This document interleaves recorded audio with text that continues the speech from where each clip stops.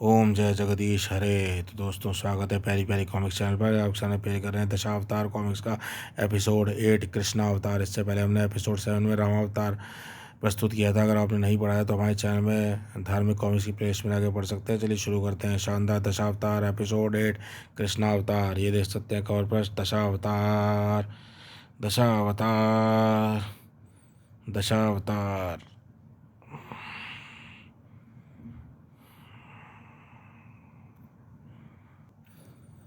कृष्ण अवतार।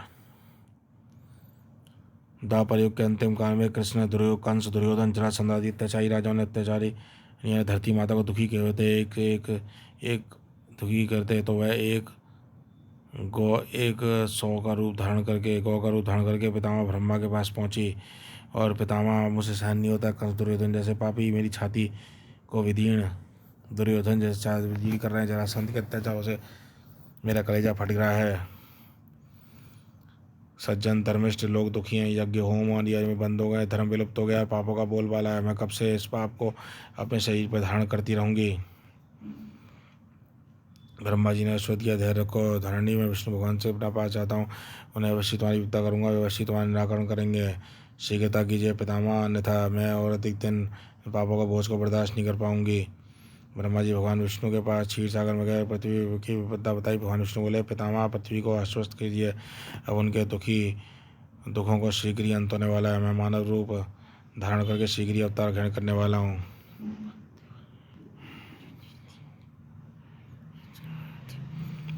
ब्रह्मा जी ने लौटकर पृथ्वी को बताया। पृथ्वी आश्वस्त होकर लौट आई और पृथ्वी एक पुनरुत्थान प्रतीक्षा करने लगी। महाबली कंस द्वारा मथुरा का राजा था। अनिवार्य राज जरासंध भी 2 पुत्रियाँ उससे अष्टि और प्राप्ति को उससे विवाह करा दिया था। इस तरह उसने अपने पापी जीवन में कंस ने भागीदार बना लिया था। जयसंध की तरह कंस भी राज्य में ऋषि मुनियों को प्रताड़ित किया करता था। प्रत्येक मंदिर नष्ट करवा दिए, यज्ञशाला तोड़वा दिए। क्रूर सैनिक मनमानी करते यज्ञ वजह से दुराचारी व्यक्ति की तरह जी रहा था। कंस के पिता का नाम था उग्रसेन। वह बहुत ही धर्मपरायण व्यक्ति थे, लेकिन कंस के आगे उनकी एक न चलती थी। अपने चाचा देवक की पुत्री देवकी से कंस बहुत स्नेह करता था। उसने वह इच्छापूर्ण अपनी बहुत ही सोची थी। जब युवावस्था में प्राप्त हुई तो कंस ने उसका विवाह वसुदेव के साथ करने का निश्चय कर लिया। देवकी का बड़े धूमधाम से किया। कंस स्वयं अपने बहनोई के रथ में विदा करने चल पड़ा। पर तभी आकाशवाणी हुई, कंस अपनी जिस बहन को तू आज खुशी खुशी विदा कर रहा है, उसकी 8वीं संतान तेरा वध करेगी। तू देवकी की संतान द्वारा मारा जाएगा। तेरा काल होगी। आकाशवाणी सुनकर कंस प्रसन्न रह गया। उसके तत्काल देवकी रस उतारा, केश पकड़ क्रोध सिर में खींच लिया। मैं अपने काल की चन्नी को जीवित नहीं छोड़ूंगा। मैं अभी इसे समाप्त किए देता हूँ। यही नहीं रहेगी तो संतान कहाँ से होगी। वसुदेव ने कंस के पैर पकड़ लिए। क्षमा मारा। देव की निर्दोष है। आप इसके प्राण न लीजिए। मैं प्राण न लूँ क्या अपने काल की जननी को यूँ ही जीवित छोड़ दूँ। मैं आपको वचन देता हूँ कि देवी जो संतान होगी उसे हम आपके हवाले कर देंगे। आप जैसा उसके साथ व्यवहार करें। कंस मान गया। देवकी को बख्श दिया, किंतु सैनिकों कठोर पैरे में मैं वसुदेव और देवकी को कारागार में डलवा दिया। और एक एक करके देवकी पुत्र पैदा हर बार कंस ने उसके सामने वध कर दिया। दिल में हाथ रखकर देवकी वसुदेव की संतानों को वध होते देखते रहे। और देवकी का 7वां गर्भ अधूरा रह गया। देवकी के जगह वसुदेव की दूसरी पत्नी रोहिणी ने बलराम को पूर्ण रूप जन्म दिया। और देवताओं ने देवकी घर में पड़े भ्रूण को रोहिणी के कोख में स्थापित कर दिया। और जब देवकी का 8वां संतान पैदा हुई, कंस ने कारागार पर अधिक पैरा लगवा दिया। पैदा होने को हुई। प्रहरियों और सजग रहना सावधान। एक चिड़िया भी कारागार के अंदर या बाहर न जा पाए, क्योंकि देवकी की संतान मेरा काल हो गया। आकाशवाणी ने मुझे यही संकेत दिया था। एक एक करके देवकी के 7 पुत्र पैदा हुए। सातों वामी का चढ़े। फिर भादों महीने में एक मूसलाधार बरसात हुई और एक अलौकिक बालक ने देवकी के 8वें गर्भ से जन्म लिया। तभी कारागार में ध्वनि गुंजी। देवकी ने वसुदेव के रक्षक इस द्वार खुला हुआ है। वसुदेव, इस दिव्य बालक को लेकर इसी क्षण गोकुल चले जाओ, जहाँ नंदगोप की पत्नी अभी एक कन्या जीवन बिताएगी, और उसके बच्चों के लेकर तुरंत लौटाओ। वसुदेव बड़ा चंबा हुआ देखा। पैदा लौटा। कारागार के ताले में अपने आप खुल गए। कारागार के ताले अपने आप खुल गए। टोकरी में बिठाए उसमें ले गए। उनका दृश्य देखकर दिल दहल गया। तभी कानों में बजाई, निर्भय होकर यमुना में प्रवेश कर जाओ, जमुना स्वयं रास्ता दे देगी। वसुदेव ने यमुना प्रवेश किया। आश्चर्य, यमुना के जल से बाहर स्पर्श किया। यमुना शांत हो गई। सिर्फ इतना ही जल पाया। सब वसुदेव आराम से पार उतर के चले गए।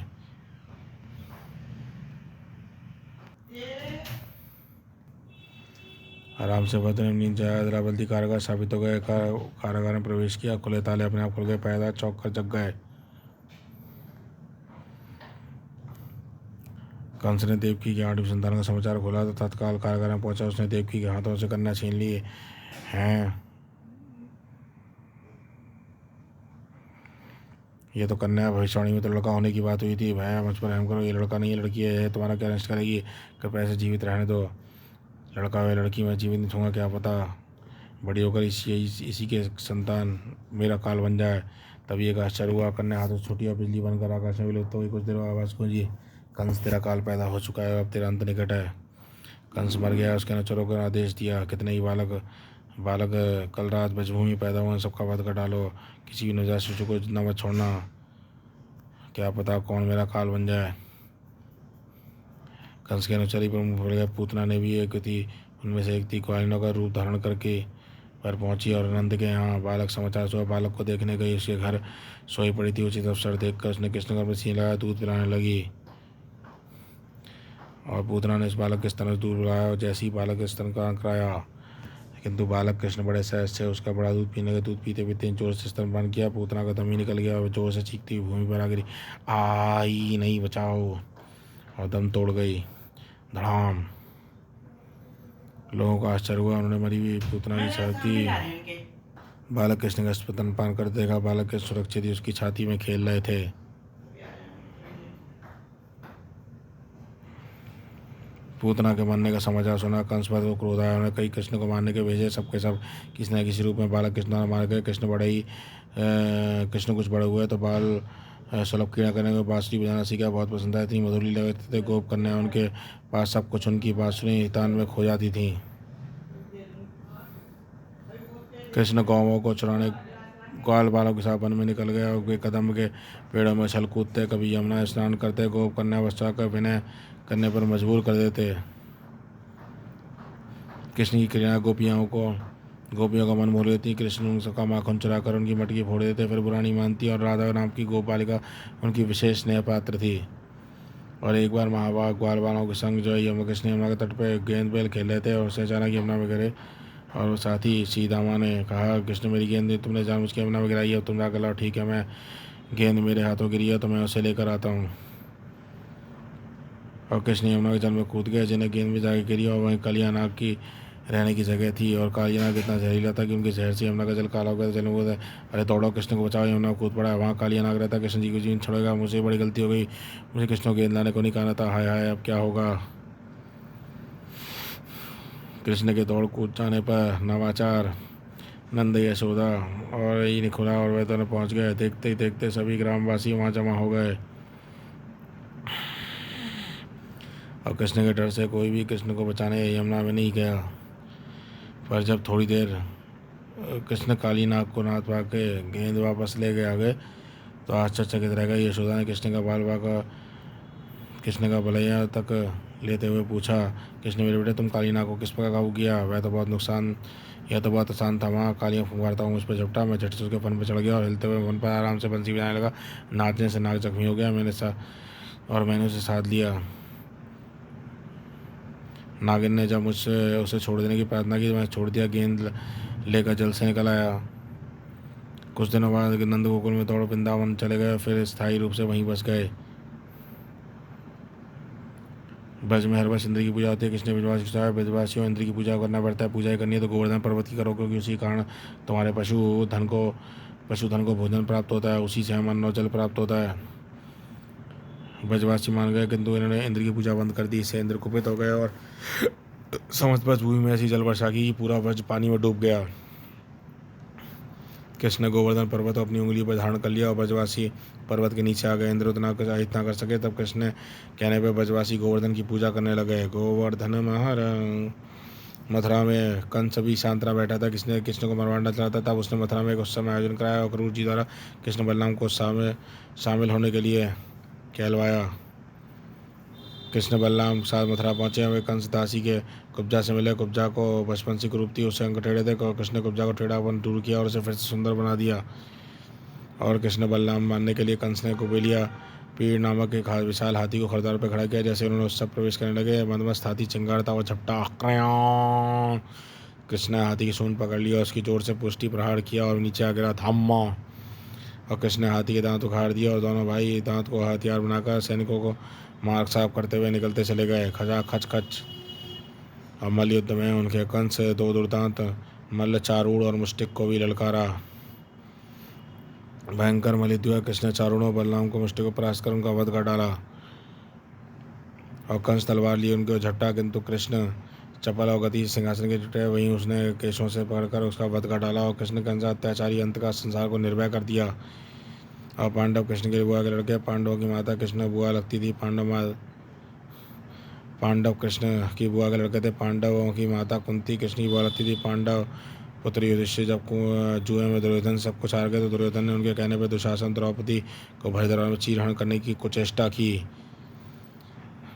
कातर स्वर में द्रौपदी ने कृष्ण को याद किया और अपनी योग माया से कृष्ण ने द्रौपदी को चीर इतना लंबा कर दिया। दुशासन चीर खींचते खींचते थक गया, किंतु फिर भी द्रौपदी को भरी छाव में नंगी न कर सका। जय श्री कृष्ण। युधिष्ठिर राष्ट्रीय कराने पर तुरंत चेदी के राजा शिशुपाल ने कृष्ण को गालियाँ बकी। कृष्ण ने 100 अपराध क्षमा किया और किंतु जब उसने गाली नहीं चाहिए तो सुदर्शन चक्र से कृष्ण ने उसका गला काट दिया और युधिष्ठिर का यज्ञ संपन्न कराया।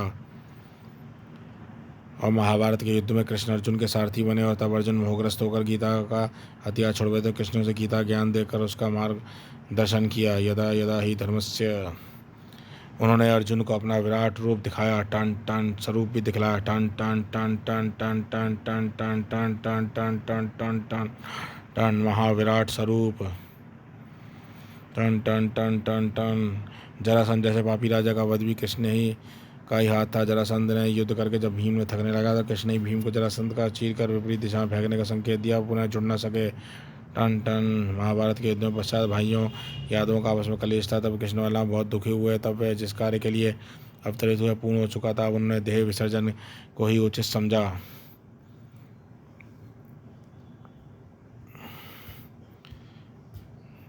कलेश आपस में बढ़ गया था। कृष्ण किस कार्य के लिए तो एक दिन नदी किनारे बैठे नहीं चले तो शिकारी के हाथ में लगा। बहेलिया ने मुकुट को हिलता देखा तो मोर समझा, उसने अपना बाण चला दिया और पहेली का बाण कृष्ण के पैर के तलों में जा घुसा।